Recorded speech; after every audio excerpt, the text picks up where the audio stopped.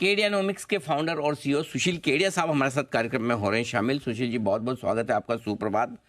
कुछ मैं आपसे सेक्टर्स पे, स्टॉक्स पे भी राय लेना चाहता हूँ। बहुत चर्चाएं हुई है लार्ज कैप मिड कैप के बीच में, स्मॉल कैप के बीच में। आपको क्या पसंद आ रहा है, लार्ज कैप या मिड स्मॉल कैप? देखिए, स्मॉल कैप्स जितने घट चुके हैं और इतनी ज्यादा पिटाई लोगों की हो गई कि लास्ट 3-4 दिन में सभी स्मॉल कैप्स मिड कैप्स ने, तो जब होश भी ना आए, इतनी पिटाई हो चुकी हो मन की मिजाज की, तो ये तगड़ा बॉटम होता है। इंडेक्स का खेल एक अपनी जगह पर है और मिड कैप, स्मॉल कैप्स और लार्ज कैप्स अक्सर रोटेशन में चले हैं। अब पहले थोड़ा सा आपसे शॉर्ट टर्म आइडियाज लेना चाहता हूँ। हम्म। चार्ट्स पे शॉर्ट टर्म के लिहाज से क्या पसंद आ रहा है? कुछ खरीदना हो या कुछ बेचना हो, आपकी मर्जी हो तो। तो देखिए, फ्यूचर्स पे पर अगर मैं फोकस करूं तो जो स्मॉलर फाइनेंशियल नेम्स हैं, जैसे कि आईडीएफसी फर्स्ट बैंक इतने बड़े ब्लॉक की सेलिंग के बावजूद मार्केट बायर के फेवर में चल रहा है, या कल एयू बैंक ने लास्ट लास्ट के 1 घंटे में कमाल कर दिया। तो जो एयू बैंक जैसा स्टॉक भी जो बिल्कुल कूट पीट करके बिल्कुल उसका तुम्बा निकाल दिया गया था, मुझे लगता है अब इसने ऑल टाइम हाई की तरफ एक चाल शुरू की है। पुलबैक्स में इसको लीजिए, मुझे कोई आश्चर्य नहीं होगा कि इरिस्पेक्टिव ऑफ निफ्टी ये लगार्ड अपने न्यू हाई पे भी वापस एक बार चला जाए अगले 1 महीने में। तो आईडीएफसी हो गया, एयू बैंक हो गया, बंधन बैंक जिसकी चाल हमेशा ही विचित्र रहती है। सारे बैंक चल पड़ते तब ये चलता है और सारे बैंक जब बढ़ रहे होते हैं वो गिर जाता है। तो बंधन bank, AU bank, IDFC first bank, मतलब आपको ना थोड़ा चुनना होगा स्टॉक स्पेसिफिक। दूसरी तरफ अगर मैं साथ में कुछ शॉर्ट सेल भी करना चाहूँ तो पूरे इंश्योरेंस सेक्टर में मेरे को लगता है करेक्शन सेट इन हो गया है और सबसे स्मूथ शॉर्ट सेल उसमें एचडीएफसी लाइफ का होना चाहिए। थ्रू आईसीआईसीआई में हम काफी नीचे से तेजी में, तब हमने मुनाफाखोरी शुरू कर दी।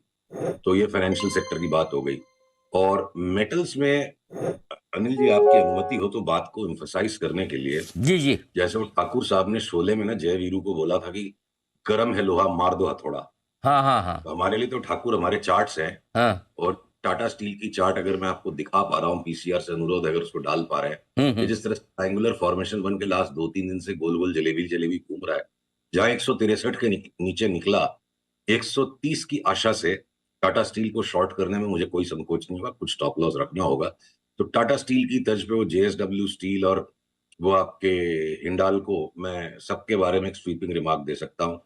हमारा ठाकुर चार्ट है और ठाकुर कह रहा है लोहा गर्म है, मार दो हथौड़ा। तो एक मेटल्स हो गए इधर। लार्ज कैप फार्मास भी थके हुए हैं। टाइम टू टाइम सिप्ला हो या सन फार्मा हो या ग्लेनमार्क फार्मा हो, इन सबको हम शॉर्ट सेल करके ही पैसे बनाने की ट्राई करेंगे। स्मॉल कैप फार्मा को हम पकड़ के बैठे रहेंगे 3 से 6 महीने के व्यू से। और अब अनिल जी, बढ़िया नाश्ता जो ऑफर करेगा बाजार शॉर्ट टर्म ट्रेडिंग में, मुझे लगता है सारे के सारे लार्ज कैप आईटीज, चाहे वो टेक महिंद्रा हो, एचसीएल टेक हो, इन्फोसिस, विप्रो, टीसीएस, एलटीआईएम, ये सब इरिस्पेक्टिव ऑफ निफ्टी ये लास्ट में कैचअप सपोर्ट निफ्टी को प्रोवाइड करेंगे। लार्जर करेक्शंस हो सकते हैं अडानी के स्टॉक्स में आ जाएं। लार्जर करेक्शंस लार्ज फार्मा और मेटल्स के अलावा एचडीएफसी बैंक और कोटक को आप छोड़ दीजिए, तो हो सकता है कि with in the large banks SBI और आपके इंडसइंड बैंक करेक्शन दे दें। तो बहुत स्टॉक स्पेसिफिक और सेक्टर स्पेसिफिक पैसा है। इंडेक्स तो क्या है ना, नशा है इस वक्त।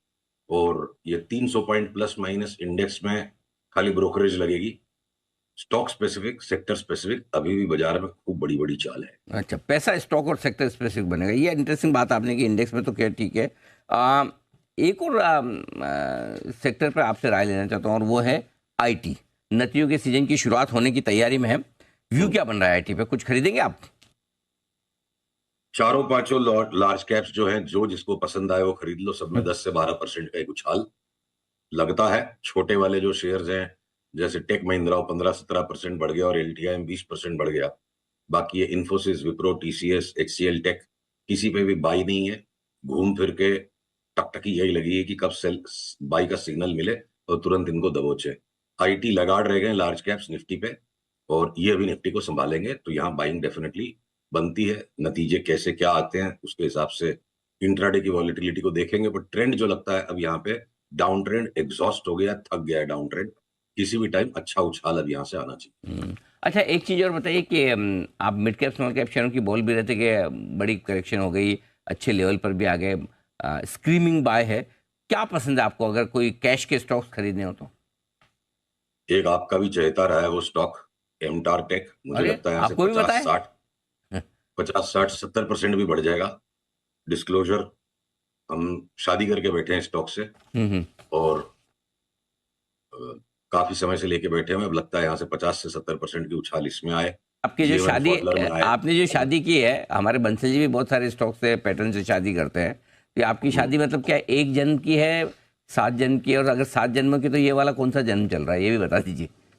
नहीं भाई, अभी देखिए क्या है कि जन्म तो बार बार लेना पड़ेगा, मोक्ष नहीं मिलने वाला है इसी जीवन में, ये तो पता है। जी। पर अगले जन्म के लिए किसको भगवान ने फिक्स किया है, अब हमको उसका ही स्वागत करना पड़ेगा, अपनी मर्जी नहीं चलेगी। ठीक बात है। तो फिलहाल के लिए मुझे, मतलब आप ये समझ लो, एक ट्रेडिंग सेटअप 2 से 3 महीने का इन स्टॉक्स में, और केमिकल्स के स्टॉक को मैं बोलूं कि 6 महीने के अंतराल पे बहुत सारे स्टॉक्स डबल हो जाएंगे, और ज्यादातर वो सब बी ग्रुप में है, या जो ए ग्रुप में भी है। जीएनएफसी जैसा स्टॉक 50% कमाना है तो आप उसका वायदा व्यापार करके नहीं कमा पाओगे, वॉलेटिलिटी आपके सौदे को बिगाड़ देगी। तो केमिकल अक्रॉस द बोर्ड 4 से 6 महीने के व्यू में 50 से 100% की बहुत सारे स्टॉक्स हैं। और डिफेंस सेक्टर के अंदर में एक रिबाउंड बढ़िया आना चाहिए, जिसमें मुझे लगता है एमटार टेक एक नए हाई पे चला जाएगा, इसलिए हम एमटार टेक को चुन रहे हैं। और बी ग्रुप के अंदर अब बहुत सारे स्टॉक्स है, मीडिया के, एंटरटेनमेंट के स्टॉक्स देख लीजिए। आप उनको चार्ट पे बहुत ज्यादा बढ़िया ट्रेड नहीं कर सकते हो। सिटी केबल है, या आपका जी बिजनेस है, ये सॉरी जी एंटरटेनमेंट है, जी लर्निंग है, मीडिया एंड एंटरटेनमेंट में एक भी स्टॉक ऐसा नहीं लगता है कि मेरे को कि जिसको लेने का मन नहीं चले। पैसा मुट्ठी भर है, और 35 स्टॉक है मीडिया एंटरटेनमेंट में, तो वो पूरा सेक्टर मुझे लगता है जोर से उखड़ के चलेगा। अरे सर, मैं बता रहा हूँ आपको, बहुत सस्ते वैल्यूशन में पूरा सेक्टर ही खरीद लो आप, तो इतने समय में सब कुछ मिल जाएगा। कहाँ आप एक आध स्टॉक खरीदने के चक्कर में पड़े हो? मतलब अभी तो परसेंटेज में स्टेक खरीद सकते हो मीडिया स्टॉक्स की, इतनी मतलब क्या वैल्यूशन पे है? कुछ भी नहीं। पूरे देश में की मीडिया इंडस्ट्री अगर आप गिना के देखेंगे वैल्यूशन, 5-4-5 हजार करोड़ के, 7 हजार करोड़ के वैल्यूशन में सब कुछ आ जाएगा। बिल्कुल। चलिए, बहुत बढ़िया सुशील जी, बहुत बहुत धन्यवाद आपका समय देने के लिए और विस्तार से बातचीत करने के लिए। अगले हफ्ते आपसे फिर होगी मुलाकात। Thank you so much sir. बिल्कुल, I look forward. Thank you sir.